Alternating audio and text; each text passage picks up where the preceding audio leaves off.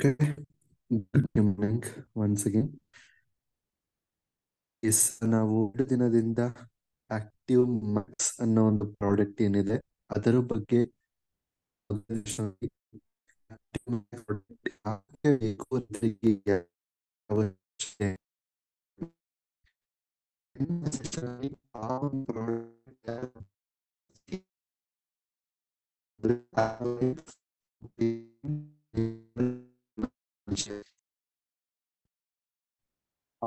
Technology ಹೇಗೆ ಮಾಡ್ಕೊಳ್ಳೋದಕ್ಕೆ ಆ ಟೆಕ್ನಾಲಜಿ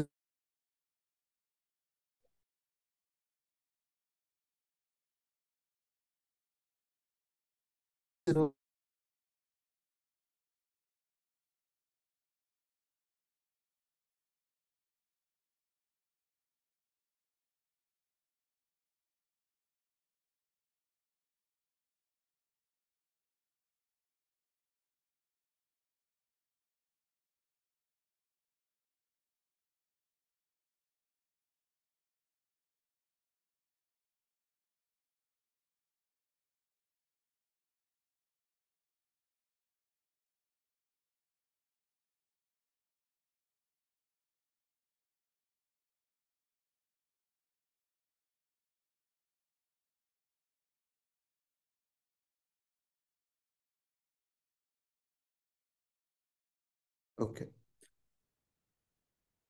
ಎಸ್ ಹಾ ಇವತ್ತಿನ ಒಂದು ಸೆಷನ್ ಅಲ್ಲಿ ನಾವೇನ್ ತಿಳ್ಕೊಳಕ್ ಹೊರಟಿದೀವಿ ಅಂತಂದ್ರೆ ಆಕ್ಟಿವ್ ಮ್ಯಾಕ್ಸ್ ಪ್ರಾಡಕ್ಟ್ ಏನಿದೆ ಇದು ಇನ್ನೂ ಯಾವ್ಯಾವ ರೀತಿ ಕೆಲಸ ಮಾಡುತ್ತೆ, ಒಟ್ಟಾರೆ ಬೆನಿಫಿಟ್ಸ್ ಏನು, ಹಾಗೆ ಯಾವ ಪ್ರಮಾಣದಲ್ಲಿ, so generally before flowering, after flowering, vegetative phase, so ಯಾವ್ಯಾವ ರೀತಿ ಬಳಸ್ಕೋಬೇಕು ಅನ್ನೋದನ್ನ ಇವತ್ತಿನ ಸೆಷನ್ ಅಲ್ಲಿ ನಾವು ತಿಳ್ಕೊಳ್ತೀವಿ.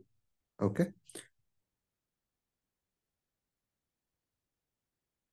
ಸ್ಕ್ರೀನ್ ಶೇರ್ ಮಾಡ್ತೀನಿ.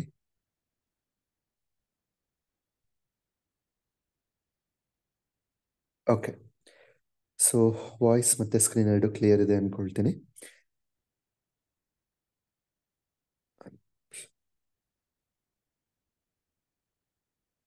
Okay, yes, active max mode of action ಅಂತ ನಾವು ಕರಿತೀವಿ. ಅಂದ್ರೆ ಆಕ್ಟಿವ್ ಮ್ಯಾಕ್ಸ್ ಯಾವ ರೀತಿ ಕೆಲಸ ಮಾಡುತ್ತೆ, ಇದರ ಒಂದು ಕ್ರಿಯೆಯ ವಿಧಾನ, ಸೊ ಯಾವ ರೀತಿ ವರ್ಕ್ ಮಾಡುತ್ತೆ ಅನ್ನೋದು. ಓಕೆ, ಕ್ಲೋರೋಫಿಲ್ ನಮಗೆಲ್ಲ ಗೊತ್ತಿರುತ್ತೆ, ನಮ್ಮ ಎಲೆಗಳು ಹಸಿರಾಗಿರುತ್ತೆ ಇವತ್ತು, ಅದಕ್ಕೆ ಕಾರಣ ಅಂತಂದ್ರೆ ಕ್ಲೋರೋಫಿಲ್ ಅಂಶ ಚೆನ್ನಾಗಿರ್ಬೇಕು.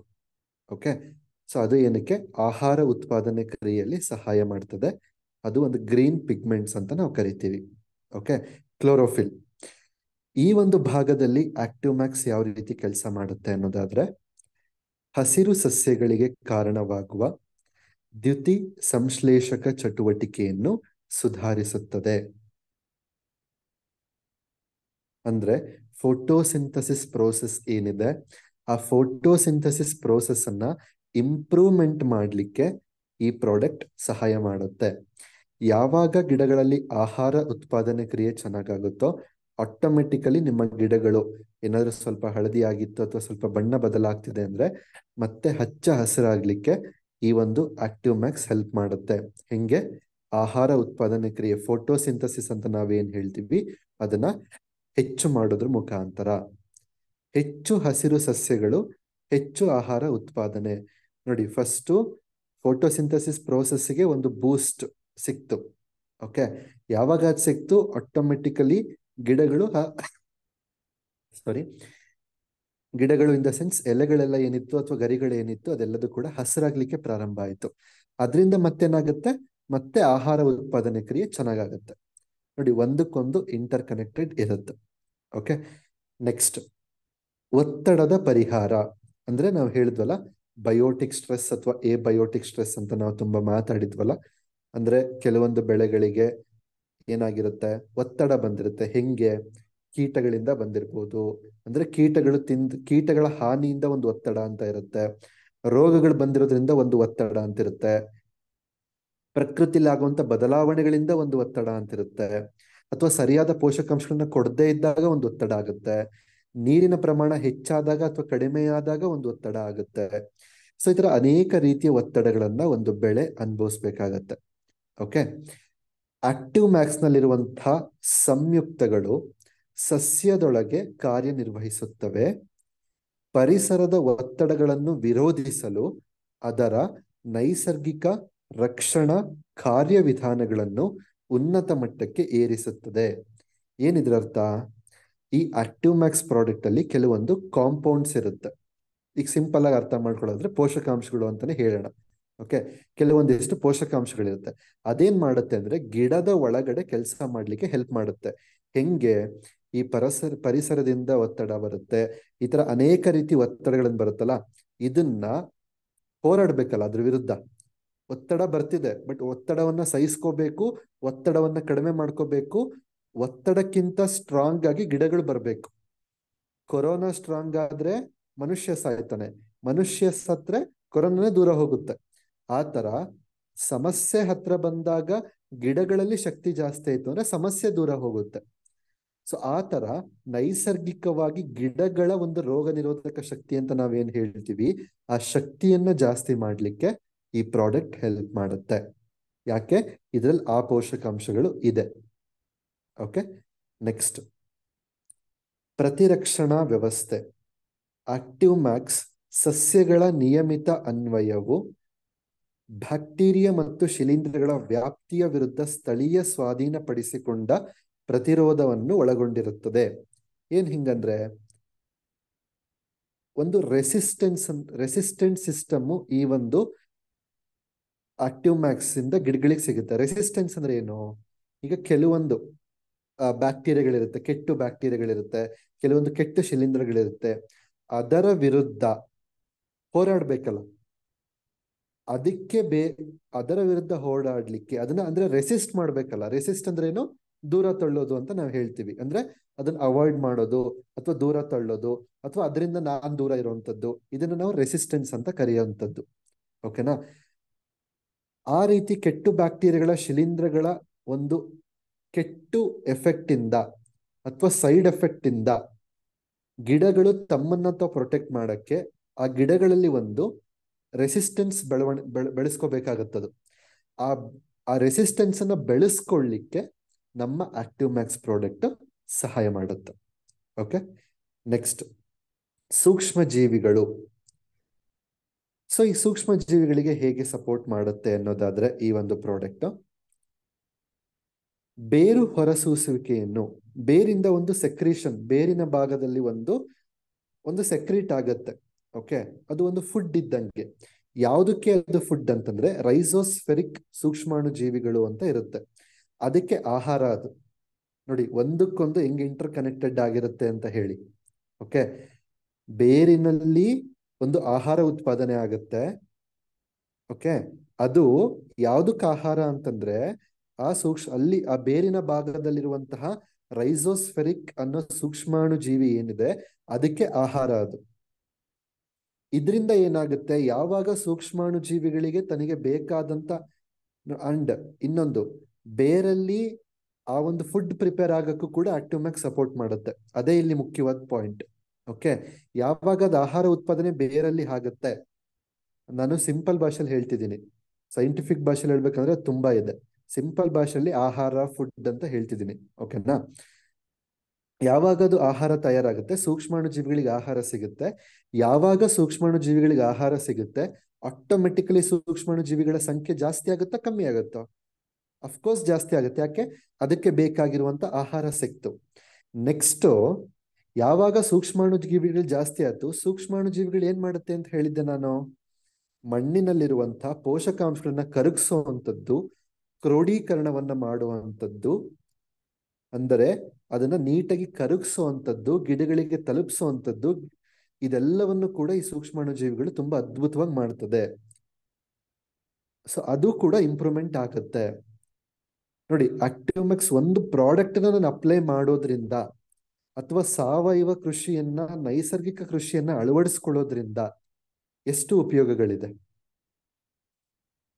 ಅಂದ್ರೆ ನಾವು ಫೈನಲಿ ಹೇಳ್ತೀವಿ, ಆಕ್ಟಿವ್ ಮ್ಯಾಕ್ಸ್ ಹಾಕಪ್ಪ, ಭೂಮಿಲಿ ಸೂಕ್ಷ್ಮ ಜೀವಿಗಳು ಜಾಸ್ತಿ ಆಯ್ತು. ಹೆಂಗಾಯ್ತು? ಇದು ಅದ್ರದ್ದೊಂದು ಬ್ಯಾಕ್ ಗ್ರೌಂಡ್. ಅಂಡ್ ಸೂಕ್ಷ್ಮಾಣು ಜೀವಿಗಳು ಜಾಸ್ತಿ ಆಯ್ತು ಅಂತ ಬರೀ ಹೇಳ್ತೀವಿ, ನಾವು ಬ್ಯಾಕ್ ಗ್ರೌಂಡು ಹೇಳಲ್ಲ, ಅದರಿಂದ ಮುಂದೇನಾಗುತ್ತೆ ಅನ್ನೋದು ಹೇಳಲ್ಲ. ಸೊ ಇದೆರಡು ಇಂಪಾರ್ಟೆಂಟ್. ಖಂಡಿತ ಆಕ್ಟಿವ್ ಮ್ಯಾಕ್ಸ್ ಹಾಕಿದ್ರೆ ಮಣ್ಣಿನಲ್ಲಿ ಸೂಕ್ಷ್ಮಾಣು ಜೀವಿಗಳು ಜಾಸ್ತಿ ಆಗುತ್ತೆ. ಯಾಕೆಂದ್ರೆ ಬೇರಲ್ಲಿ ಅದಕ್ಕೆ ಬೇಕಾಗಿರುವಂತ ಆಹಾರ ಉತ್ಪಾದನೆ ಆಗುತ್ತೆ, ಅದಕ್ಕೊಂದು ವಾತಾವರಣ ಕ್ರಿಯೇಟ್ ಆಗುತ್ತೆ. ಸೊ ಸೂಕ್ಷ್ಮಾಣುಗಳು ಜೀವಿಗಳು ಜಾಸ್ತಿ ಆಯ್ತು. ಅದರಿಂದ ಏನು ಉಪಯೋಗ? ಮಣ್ಣಿನಲ್ಲಿರೋ ಪೋಷಕಾಂಶಗಳು ನೀಟಾಗಿ ಕರಗುತ್ತೆ, ಗಿಡಗಳಿಗೆ ನೀಟಾಗಿ ಸಿಗುತ್ತೆ. ನೋಡಿ ಎಷ್ಟು ಸಿಂಪಲ್ ಆಗಿದೆ. ನೆಕ್ಸ್ಟ್, ಸುಧಾರಿತ ಪೋಷಕಾಂಶಗಳ ಹೀರಿಕೊಳ್ಳುವಿಕೆ ಅಂದ್ರೆ ಇಂಪ್ರೂವ್ಡ್ ನ್ಯೂಟ್ರಿಯೆಂಟ್ ಅಪ್ಟೇಕ್ ಅಂತ ನಾವು ಕರಿತೀವಿ. ಅಂದ್ರೆ ಪೋಷಕಾಂಶಗಳ ಹೀರಿಕೊಳ್ಳುವಿಕೆಯಲ್ಲಿ ಹೆಚ್ಚಾಗಿರುವಂತದ್ದು, ಅಂದ್ರೆ ಹೆಚ್ಚಿನ ಪೋಷಕಾಂಶವನ್ನ ಹೀರ್ಕೊಳ್ಳಕ್ಕೂ ಕೂಡ ಆಕ್ಟಿವ್ ಮ್ಯಾಕ್ಸ್ ಸಪೋರ್ಟ್ ಮಾಡುತ್ತೆ. ಹೆಂಗೆ? ನೀವು ಯಾವ ಆಕ್ಟಿವ್ ಮ್ಯಾಕ್ಸ್ ಪ್ರೋಟೀನ್ ಯೂಸ್ ಮಾಡಿದಾಗ ವೈಟ್ ರೂಟ್ಸ್ ಡೆವಲಪ್ಮೆಂಟ್ ಆಗುತ್ತೆ. ಯಾವಾಗ ವೈಟ್ ರೂಟ್ಸ್ ಡೆವಲಪ್ಮೆಂಟ್ ಆಗುತ್ತೋ ಅವಾಗ ಹೆಚ್ಚಿನ ಪೋಷಕಾಂಶಗಳು ಏನಾಗುತ್ತೆ? ಹೀರ್ಕೊಳ್ಳುತ್ತೆ. ಓಕೆ, ಆ ಪೋಷಕಾಂಶಗಳನ್ನ ತಯಾರು ಮಾಡಿರುವಂತದ್ದು ಯಾವುದು? ಆ ಸೂಕ್ಷ್ಮಾಣು ಜೀವಿಗಳು. ಓಕೆ, ಮಣ್ಣಿನಲ್ಲಿ ಕರಗದ ರೂಪದಲ್ಲಿರುವಂತ ಸೂಕ್ಷ್ಮಾಣು ಜೀವಿಗಳನ್ನ ನೀಟಾಗಿ ಕರಗಿಸಿ ಇಟ್ಟಿರುತ್ತೆ.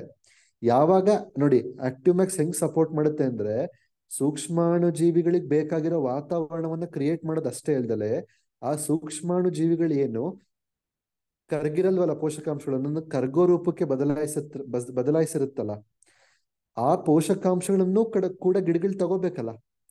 ಈಗ ಎದುರುಗಡೆ ನಿಮಗೆ ಬಿರಿಯಾನಿ ಇಟ್ಟು ಬಾಯಿಗೆ ಏನಾದ್ರು ಟೇಪ್ ಹಾಕ್ಬಿಟ್ರೆ ಹೆಂಗ್ ತಿಂತೀರಾ? ಕರೆಕ್ಟ್ ಅಲ್ವಾ? ಈ ಮಾತಿನ ಇನ್ನೊಂದಕ್ಕೂ ಅರ್ಥ ಆಗುತ್ತೆ. ಟ್ರಾಕ್ಟರ್ ಹೊಡಿತೀವಲ್ಲ ನಾವು ತೋಟಗಾರಿಕೆ ಬೆಳೆಗಳಲ್ಲಿ, ಅವಾಗ ಬೇರ್ ಕಟ್ ಮಾಡ್ತೀವಲ್ಲ, ನಾವು ಹೇಳ್ತೀವಿ ಸರ್ ಎಂಥ ಗೊಬ್ಬರ ಹಾಕ್ದೆ ನಾನು ಅಂತಂದ್ರೆ ಅಮೃತದಂತದ್ದು ಹಾಕ್ದೆ ಸರ್. ನಿನ್ ಬಾಯಿಗೆ ಟೇಪ್ ಹಾಕ್ಬಿಟ್ಟಿದ್ಯಲ್ಲಪ್ಪ, ಇನ್ನೆಲ್ಲಿಂದ ಹೋಗುತ್ತೆ ಗೊಬ್ಬರ? ಕರೆಕ್ಟ್ ಅಲ್ವಾ? ನೋಡಿ ಹಂಗೆ ಅದೊಂದು ಅರ್ಥ ಮಾಡ್ಕೋಬೇಕು. ಯಾಕೆ ತೋಟಗಾರಿಕೆ ಬೆಳೆಯಲ್ಲಿ ಬೇರು ಹರಿದಂಗೆ ನಾನು ಮಾಡಂಗಿದ್ರೆ ಬೇರೆ ಹರಿದಂಗೆ ಯಾಕೆ ಉಳುಮೆ ಮಾಡಬೇಕು, ಅಥವಾ ಉಳುಮೆನೆ ಯಾಕೆ ಮಾಡಬಾರ್ದು ಅಂದ್ರೆ ಇದು one of the best example. Okay, ಈಗ ಈ ವಿಚಾರಕ್ಕೆ ಬರೋದಾದ್ರೆ ಪೋಷಕಾಂಶಗಳು ಮಣ್ಣಲ್ಲಿ ರೆಡಿ ಇದೆ, ಬಟ್ ತಗೊಳಕ್ ಏನ್ ಬೇಕು? ಬಾಯಿ ಓಪನ್ ಆಗ್ಬೇಕು. ಗಿಡಗಳಿಗೆ ಬಾಯಿ ಯಾವುದು? White roots. ವೈಟ್ ರೂಟ್ಸ್ ಯಾವಾಗ ಡೆವಲಪ್ಮೆಂಟ್ ಆಗುತ್ತೆ? ಆಕ್ಟಿವ್ ಮ್ಯಾಕ್ಸ್ ಆಗದೆ ಡೆವಲಪ್ಮೆಂಟ್ ಆಗುತ್ತೆ. ನ್ಯೂಟ್ರಿಷನ್ನು ಸಿಕ್ತು, ಜೊತೆಗೆ ವೈಟ್ ರೂಟ್ಸ್ ಕೂಡ ಡೆವಲಪ್ಮೆಂಟ್ ಆಯ್ತು. ಇದರಿಂದ ಆಟೋಮೆಟಿಕಲಿ ಏನಾಗುತ್ತೆ? ಅತಿ ಹೆಚ್ಚು ಪೋಷಕಾಂಶಗಳು ಅಂದ್ರೆ ಗಿಡಗಳಿಗೆ ಅವಶ್ಯಕತೆ ಇರುವಷ್ಟು ಪೋಷಕಾಂಶಗಳು ಗಿಡಗಳಿಗೆ ಅಥವಾ ಮರಗಳಿಗೆ ಲಭ್ಯ ಆಗತ್ತೆ. ಇದರಿಂದ ಏನಾಗುತ್ತೆ? ರಿಸಲ್ಟ್ ಚೆನ್ನಾಗಿ ಬರಲ್ವಾ? ಈಲ್ಡ್ ಚೆನ್ನಾಗಿ ಬರಲ್ವಾ? ಗಿಡಗಳು ಆರೋಗ್ಯವಾಗಿರಲ್ವಾ? ಆಟೋಮೆಟಿಕಲಿ ಆಗ್ಬಿಡುತ್ತೆ. ಸೊ ಈ ತರ ಆಕ್ಟಿವ್ ಮ್ಯಾಕ್ಸ್ ವರ್ಕ್ ಮಾಡುವಂಥದ್ದು. ಎಲ್ಲೆಲ್ಲ ಅರ್ಥ ಮಾಡ್ಕೊಂಡ್ವಿ? ಕ್ಲೋರೋಫಿಲ್ ಅಲ್ಲಿ ಹೇಗೆ ವರ್ಕ್ ಮಾಡುತ್ತೆ, ರೋಗ ನಿರೋಧಕ ಶಕ್ತಿಯನ್ನ ಹೇಗೆ ಹೆಚ್ಚಿಸುತ್ತೆ, ಒತ್ತಡದ ವಿರುದ್ಧ ಹೇಗೆ ಕೆಲಸ ಮಾಡುತ್ತೆ, ಶಿಲೀಂಧ್ರ ಮತ್ತು ಬ್ಯಾಕ್ಟೀರಿಯಾಗಳ ವಿರುದ್ಧ ಯಾವ ರೀತಿ ಒಂದು ಸಾಮರ್ಥ್ಯವನ್ನು ಹೆಚ್ಚಿಸ್ಕೊಳ್ತದೆ, ಅದಾದ್ಮೇಲೆ ಸೂಕ್ಷ್ಮಾಣು ಜೀವಿಗಳಿಗೆ ಯಾವ ರೀತಿ ಆಹಾರ ಉತ್ಪಾದನೆ ಮಾಡಿಕೊಡುತ್ತೆ, ಬಿಳಿ ಬೇರುಗಳನ್ನ ಹೇಗ್ ಮಾಡುತ್ತೆ, ಇದರಿಂದ ಏನ್ ಲಾಭ ಆಗುತ್ತೆ, ಇದೆಲ್ಲದೂ ಕೂಡ ಆಕ್ಟಿವ್ ಮ್ಯಾಕ್ಸಿನ ಮೂಡ್ ಆಫ್ ಆಕ್ಷನ್. ಓಕೆ, ಇದನ್ನ ಸಿಂಪಲ್ ಆಗಿ ಹೇಳ್ಬೋದು. ನೋಡಿ, ಬಿಳಿ ಬೇರ್ ಜಾಸ್ತಿ ಆಗುತ್ತೆ, ಸೂಕ್ಷ್ಮಾಣು ಜೀವಿಗಳು ಜಾಸ್ತಿ ಆಗುತ್ತೆ, ನ್ಯೂಟ್ರಿಯೆಂಟ್ಸ್ ಅಬ್ಸಾರ್ಪ್ಷನ್ ಚೆನ್ನಾಗಾಗುತ್ತೆ. ಸಿಂಪಲ್ ಇದು. ಆದ್ರೆ ಇದ್ರ ಬ್ಯಾಕ್ ಗ್ರೌಂಡ್ ಏನು ಅದನ್ನ ನಾವೀಗ ತಿಳ್ಕೊಂಡಿದ್ದು. ಓಕೆ, ನೆಕ್ಸ್ಟ್, ಈಗ ಆಕ್ಟಿವ್ ಮ್ಯಾಕ್ಸ್ ಪ್ರಾಡಕ್ಟಿನ ಒಟ್ಟಾರೆ ಉಪಯೋಗಗಳೇನು, ಲಾಭಗಳೇನು ಅನ್ನೋದನ್ನ ನೋಡೋಣ. ಜೀವಕೋಶಗಳಿಗೆ ಉತ್ತೇಜನವನ್ನ ಕೊಡ್ತದೆ, ಬಲವಾದ ಮೊಳಕೆ ಬೆಳವಣಿಗೆ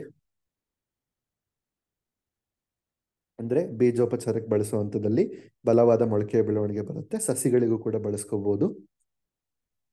ಆರೋಗ್ಯ ಮತ್ತು ಬಲಿಷ್ಠವಾದ ಬೇರು ವ್ಯವಸ್ಥೆ, ರೂಟ್ ಸಿಸ್ಟಮ್ ಏನಿರುತ್ತೆ ಆರೋಗ್ಯವಾಗಿರುತ್ತೆ ಮತ್ತೆ ಸ್ಟ್ರಾಂಗ್ ಆಗಿರುತ್ತೆ.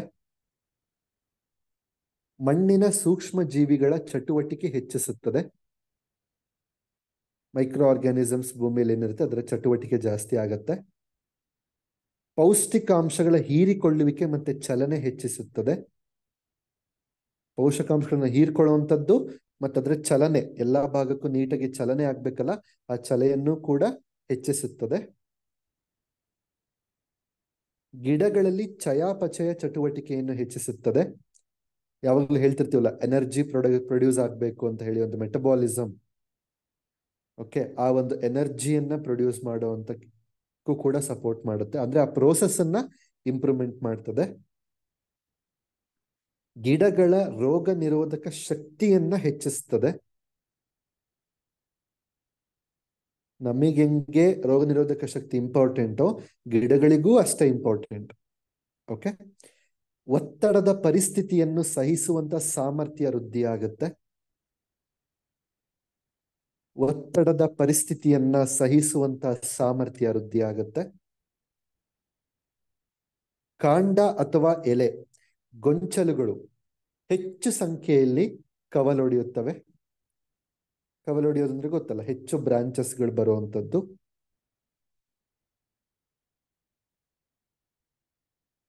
ನೆಕ್ಸ್ಟ್, ದ್ಯುತಿ ಸಂಶ್ಲೇಷಣೆ ಕ್ರಿಯೆಯನ್ನು ಹೆಚ್ಚು ಮಾಡುತ್ತದೆ.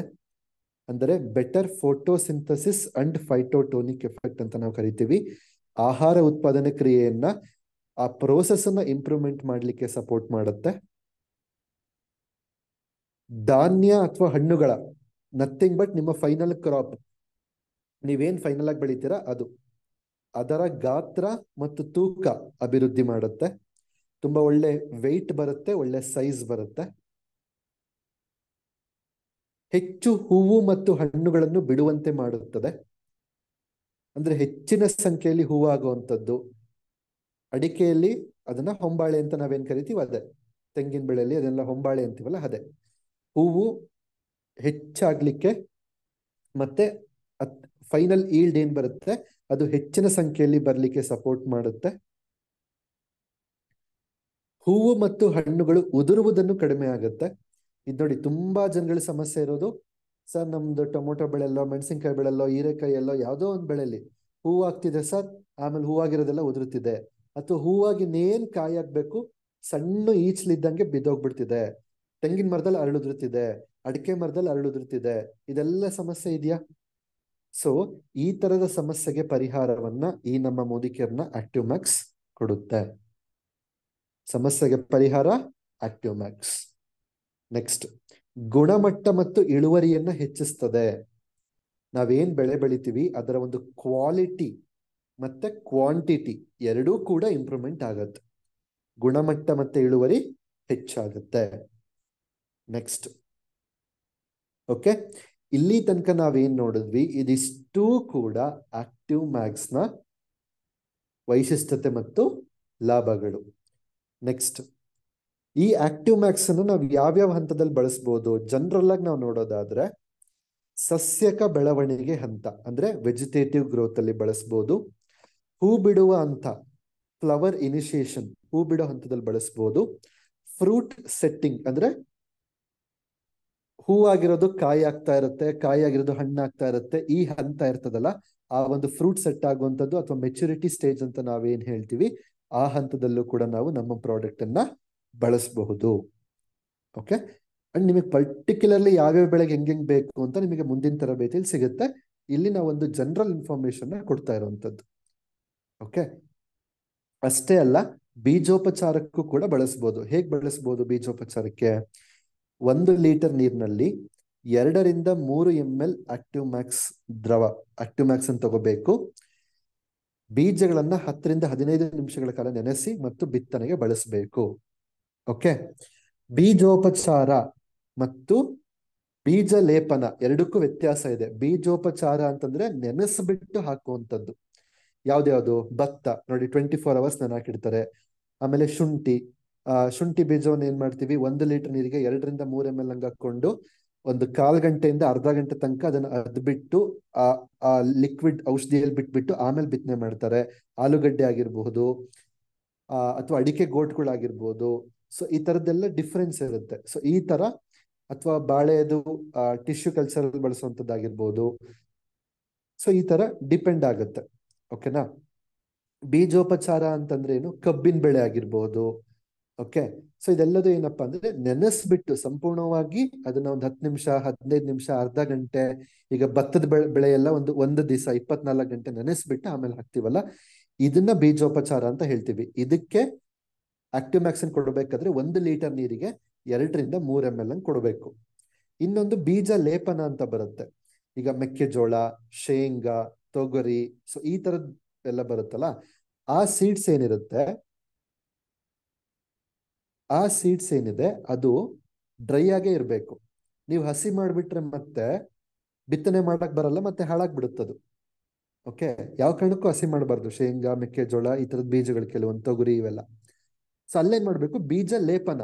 ಬೀಜ ಲೇಪನ ಅಂದ್ರೆ ಏನು, 1 kg ಬೀಜಗಳಿಗೆ 2 ರಿಂದ 3 ml, maximum 5 ml 5 ml active Max ಅನ್ನ ಹಾಕೊಂಡು, 1 kg ಬೀಜಕ್ಕೆ ಎಷ್ಟು ಲೆಕ್ಕ, 5 ml ಆಕ್ಟಿವ್ ಮ್ಯಾಕ್ಸ್, ಈ ತರ ಲೆಕ್ಕ ಇಟ್ಕೊಂಡು. ಈಗ ಒಂದು 10 kg ಶೇಂಗಾ ಬಿತ್ತನೆ ಮಾಡ್ತಿದ್ದಾರೆ ಅಂದ್ರೆ ಒಂದು 50 ml ಆಕ್ಟಿವ್ ಮ್ಯಾಕ್ಸ್. ಓಕೆನಾ, ಒಂದ್ ಸಣ್ಣ ಪುಟ್ಟಿಲ್ಲೋ ಯಾವ್ದ್ರಲ್ಲಾದ್ರೂ ಒಂದು ಹಾಕೊಂಡು ಒಂದು 50 ml ಆಕ್ಟಿವ್ ಮ್ಯಾಕ್ಸ್. ಇಲ್ಲಿ ನೀರ್ ಮಿಶ್ರಣ ಮಾಡಂಗಿಲ್ಲ. ಓಕೆ, ಬರೀ 1 kg ಬೀಜಕ್ಕೆ ಒಂದು 3 ರಿಂದ 5 ml ಲೆಕ್ಕದಂಗೆ ಹಾಕೊಂಡು ಅದನ್ನ ಲೇಪನ ಮಾಡೋದಷ್ಟೆ, ಜಸ್ಟ್ ಮಿಕ್ಸ್ ಮಾಡೋದಷ್ಟೆ. ಓಕೆ, ಮಿಕ್ಸ್ ಮಾಡಿ ಆಮೇಲೆ ಬಿತ್ತನೆಗೆ ಬಳಸುವಂಥದ್ದು. ಇದು ಬೀಜ ಲೇಪನ. ಬೀಜೋಪಚಾರ ಅಂದ್ರೆ ಏನು, ನೀರಲ್ಲಿ ಮಿಕ್ಸ್ ಮಾಡಿ ನೀರಲ್ಲಿ ನೆನ್ಸೋ ಅಂತ ಬೀಜಗಳು ಯಾವ್ದಾದ್ರು ಬರುತ್ತೋ ಅದನ್ನ ಬೀಜೋಪಚಾರ ಮಾಡ್ತೀವಿ. ನೀರಲ್ಲಿ ಯಾವ್ದನ್ನ ನೆನ್ಸಿದ್ರೆ ಆ ಬೀಜ ಹಾಳಾಗ್ಬಿಡುತ್ತೋ ಅದನ್ನಕ್ಕೆ ನಾವೇನ್ ಮಾಡ್ತೀವಿ, ಬೀಜ ಲೇಪನ ಮಾಡ್ತೀವಿ. ಓಕೆ, ಡಿಫ್ರೆನ್ಸ್ ಇದೆ. ನೆಕ್ಸ್ಟ್, ಸಸಿ ಬೇರು ಅದ್ದುವುದು. ಈ ಕೆಲವೊಂದು ಡೈರೆಕ್ಟ್ ಸಸಿಗಳು ತರ್ತೀವಿ. ಸೊ ಅದನ್ನ ಏನ್ ಮಾಡ್ಬೇಕು, ಅದಕ್ಕೂ ಕೂಡ ಡೋಸೇಜ್ 1 ಲೀಟರ್ ನೀರಿಗೆ 2 ರಿಂದ 3 ml ಹಂಗೆ ಹಾಕೋಬೇಕು. ಅದನ್ನ ನಾಟಿ ಮಾಡೋದಕ್ಕಿಂತ ಮುಂಚೆ ಆ ಬೇರುಗಳನ್ನ ನೀವೇನು ಒಂದು ಬಕೆಟ್ ಅಲ್ಲೋ ಅಥವಾ ಒಂದು ಡ್ರಮ್ ಅಲ್ಲೋ ಒಂದು ಯಾವ್ದ್ರಲ್ಲಿ ನೀವು ಕಲಿಸ್ಕೊಂಡಿರ್ತೀರೋ ಅದರಲ್ಲಿ ಎದ್ಬಿಟ್ಟು ಅದಾದ್ಮೇಲೆ ಸಸಿಗಳನ್ನ ನಾಟಿ ಮಾಡ್ಬೇಕಾಗತ್ತೆ. 1 ಲೀಟರ್ ನೀರಿಗೆ 2 ರಿಂದ 3 ml ಲೆಕ್ಕದಂಗೆ ಹಾಕೋಬೇಕಾಗತ್ತೆ ಸಸಿಗಳ ಬೇರನ್ನ ಅದ್ದೋದಿಕ್ಕೆ. ಓಕೆ, ನೆಕ್ಸ್ಟ್, ಸಿಂಪಡಣೆ ಮಾಡೋದಾದ್ರೆ ಸ್ಪ್ರೇ ಮಾಡ್ತೀವಿ ನಾವು. ಈಗ ಬೆಳೆ ಆಲ್ರೆಡಿ ಪ್ರಾರಂಭ ಆಗಿದೆ, ಇದು ಜನರಲ್ ಆಗಿ ಹೇಳ್ತಿರೋವಂಥದ್ದು. ಸ್ಪ್ರೇ ಮಾಡ್ತೀರಾ ಅಂತಂದ್ರೆ ಸಸ್ಯಕ ಹಂತ ಅಂದ್ರೆ ವೆಜಿಟೇಟಿವ್ ಗ್ರೋತ್ ಅಂತ ನಾವೇನ್ ಹೇಳ್ತೀವಿ, ಅಲ್ಲಿ 1 ಲೀಟರ್ ನೀರಿಗೆ 1 ml ಹಾಕಿ ಬಳಸ್ತೀವಿ. ಹೂ ಬಿಡೋದಕ್ಕಿಂತ ಮೊದಲು 1 ಲೀಟರ್ ನೀರಿಗೆ 1 ml ಹಂಗೆ ಬಳಸ್ತೀವಿ. ಹೂ ಬಿಟ್ಟ ನಂತರ ಇನ್ನೇನ್ ಕಾಯಿ ಆಗ್ತಾ ಇದೆ, ಹಣ್ಣಾಗ್ತಿದೆ, ಈ ಹಂತದೆಲ್ಲ 1 ಲೀಟರ್ ನೀರಿಗೆ 2 ml ಪ್ರಕಾರ ನಾವು ಬಳಸ್ತೀವಿ. Okay, simple. ನೆಕ್ಸ್ಟ್, ಇನ್ನೊಂದು ಕ್ವಶನ್ ಬರ್ಬೋದು, ಸರ್ ಕೆಮಿಕಲ್ ಫರ್ಟಿಲೈಸರ್ಸ್ ಬರುತ್ತಲ್ಲ ಅದ್ರ ಜೊತೆ ಆಕ್ಟಿವ್ ಮ್ಯಾಕ್ಸ್ ಮಿಕ್ಸ್ ಮಾಡ್ಬೋದಾ? ಸೊ ಖಂಡಿತವಾಗ್ಲೂ ಆಕ್ಟಿವ್ ಮ್ಯಾಕ್ಸ್ ದ್ರವವು ವಿವಿಧ ರೀತಿಯ ರಸಗೊಬ್ಬರಗಳೊಂದಿಗೆ ಹೊಂದಿಕೊಳ್ಳುತ್ತದೆ. ಇನ್ ಕೇಸ್ ನೀವೇನಾದ್ರೂ ಕೆಮಿಕಲ್ ಫರ್ಟಿಲೈಸರ್ಸ್, ಈಗ ಭತ್ತದ ಬೆಳೆಲೆಲ್ಲ ಕೆಮಿಕಲ್ ಸ್ಟಾಪ್ ಮಾಡಕ್ ಆಗಲ್ಲ ಒಂದೇ ಸಲ, ಹೌದಾ? ಸೊ ಏನ್ ಮಾಡ್ಬೇಕಾಗತ್ತೆ, ಒಂದು ಕೆಮಿಕಲ್ ಫರ್ಟಿಲೈಸರ್ ಜೊತೆ ಆಕ್ಟಿವ್ ಮ್ಯಾಕ್ಸ್ ಅನ್ನ ಕೂಡ ನಾವು ಮಿಕ್ಸ್ ಮಾಡಿ ಕೊಡಬಹುದು. ಓಕೆನಾ? ಸೊ ಏನೂ ಪ್ರಾಬ್ಲಮ್ ಆಗೋದಿಲ್ಲ ಅಂಡ್ ರಿಸಲ್ಟ್ ತುಂಬಾ ಚೆನ್ನಾಗಿ ಬರುತ್ತೆ ಕೂಡ. ಓಕೆ, ನೆಕ್ಸ್ಟ್, ಸರ್ ಇದನ್ನ ಯಾವ್ಯಾವ ಬೆಳೆಗೆ ಬಳಸ್ಬೋದು? ಎಲ್ಲಾ ರೀತಿಯ ಬೆಳೆಗಳಿಗೂ ನೀವು ಬಳಸ್ಬೋದು. ತೋಟಗಾರಿಕೆ ಬೆಳೆ, ಹೂವಿನ ಬೆಳೆ, ತರಕಾರಿ, ಹಣ್ಣು, ಧಾನ್ಯಗಳು, ಇನ್ನೇನೇನ್ ಬರುತ್ತೆ, ಈ ಗಾಲ್ಫ್ ಕೋರ್ಸು, ಹಸಿರು ಮನೆ, ಮನೆಯಲ್ಲಿ ಮನೆ ಮುಂದೆ ಒಂದು ಸಣ್ಣದಾಗಿ ಒಂದು ಗಾರ್ಡನ್ ಮಾಡ್ಕೊಂಡಿದ್ರೆ, ದ್ವಿದಳ ಧಾನ್ಯಗಳು, ಈ ತರ ಪ್ರತಿ ಒಂದಕ್ಕೂ ಕೂಡ, ಶೇಂಗಾ ಬೀಜ, ಸೊ ಈ ತರ ಹತ್ತಿ, ಪ್ರತಿ ಒಂದು ಅಡಿಕೆ, ತೆಂಗು, ಬಾಳೆ, ಶುಂಠಿ, ಕೊತ್ತಂಬರಿ ಸೊಪ್ಪಿಂದ ಹಿಡಿದು ಗಂಧದ ಬರೋ ತನಕನೂ ಈ ಪ್ರಾಡಕ್ಟ್ ಅನ್ನು ಬಳಸಬಹುದು. Okay, all in one. Okay, ಮತ್ತೆ ಅದಕ್ಕೆ ಬಳಸ್ಬೋದಾ ಇದಕ್ಕೆ ಬಳಸ್ಬೋದಾ ಅಂತ ಕೇಳ್ಬೇಡಿ, ಎಲ್ಲದಕ್ಕೂ ಅಂದ್ರೆ ಎಲ್ಲದಕ್ಕೂ ಬಳಸ್ಬೋದು. ಬಟ್ ಬಳಸೋ ಪ್ರಮಾಣ, ಬಳಸೋ ಹಂತ, ಬಳಸೋ ಡೋಸೇಜು ಸ್ವಲ್ಪ ವೇರಿಯೇಷನ್ ಇರುತ್ತೆ. ಅದು ನಿಮಗೆ ಮುಂದಿನ ತರಬೇತಿಗಳಲ್ಲಿ ಸಿಗ್ತಾ ಹೋಗುತ್ತೆ, ಯಾವ್ಯಾವ ಬೆಳೆಗೆ ಎಷ್ಟೆಷ್ಟು ಬಳಸ್ಬೋದು ಅಂತ. ಓಕೆ, ಸೊ ಈ ಒಂದು ಪ್ರಾಡಕ್ಟ್ ಅಲ್ಲಿ ಇರುವಂತಹ ಇಂಗ್ರೀಡಿಯೆಂಟ್ಸ್ ಏನೇನು: seaweed extract, microbial metabolites, hydrolysed proteins, amino acids, humic substances, carbohydrates ಅಥವಾ ಶುಗರ್ಸ್, ಪ್ರಿಸರ್ವೇಟಿವ್ಸ್ ಮತ್ತು ಸರ್ಫೆಕ್ಟೆಂಟ್ಸ್, ಆಕ್ವಿಯಸ್ ಡೈಲಿಯೆಂಟ್ಸ್. ಸೊ ಇಷ್ಟು ಕಂಟೆಂಟು ಈ ಒಂದು ಪ್ರಾಡಕ್ಟ್ ಅಲ್ಲಿ ಇರುವಂತದ್ದು. ಸೊ ಈ ಪ್ರಾಡಕ್ಟ್ ನಿಮಗೆ 100 ml 3 ಪೀಸಸ್ ಬರುತ್ತೆ, ಸಣ್ಣ ಸಣ್ಣದು. ಅದನ್ನ ಟೋಟಲ್ 300 ml ಆಗುತ್ತದು. ಅದಕ್ಕೆ ನಿಮಗೆ 564 ರೂಪಾಯಿ ಪ್ರೈಸ್ ಅಲ್ಲಿ ಸಿಗುತ್ತೆ. ಇನ್ನೊಂದು 500 ml 765 ರೂಪಾಯಿ ಪ್ರೈಸ್ ಅಲ್ಲಿ ನಿಮಗೆ ಆಕ್ಟಿವ್ ಮ್ಯಾಕ್ಸ್ ಸಿಗುವಂತದ್ದು. ಓಕೆ, ಸೊ ಇದಿಷ್ಟು ಕೂಡ ರೈತರ ಅನೇಕ ಸಮಸ್ಯೆಗಳಿಗೆ ಪರಿಹಾರವನ್ನ ನೀಡುವಂತಹ, ಇವತ್ತಿನ ರೈತರ ಎಕ್ಸ್ಪೆಕ್ಟೇಷನ್ ಏನಿದೆ, ಹೆಚ್ಚು ಇಳುವರಿ ಪಡ್ಕೋಬೇಕು ಅಂತ ಹೇಳಿ ಮಣ್ಣನ್ನ ಕಾಪಾಡಿಕೊಂಡು, ಗಿಡಗಳನ್ನ ಕಾಪಾಡಿಕೊಂಡು, ಅದಕ್ಕೆ ಸೂಕ್ತವಾಗಿ ಮಣ್ಣನ್ನ ಕಾಪಾಡಿ, ಮಣ್ಣಲ್ಲಿರೋ ಸೂಕ್ಷ್ಮ ಜೀವಿಗಳನ್ನ ಕಾಪಾಡಿ, ಗಿಡಗಳನ್ನ ಕಾಪಾಡಿ ಅತ್ಯುತ್ತಮ ಇಳುವರಿ ಕೊಡ್ಲಿಕ್ಕೆ ಸಹಾಯ ಮಾಡುವಂತಹ one of the best product and ತುಂಬಾ ಅದ್ಭುತವಾದಂತಹ ಪ್ರಾಡಕ್ಟ್ ಅಂದ್ರೆ ಈ ಒಂದು Active Max. Okay. So thank you so much.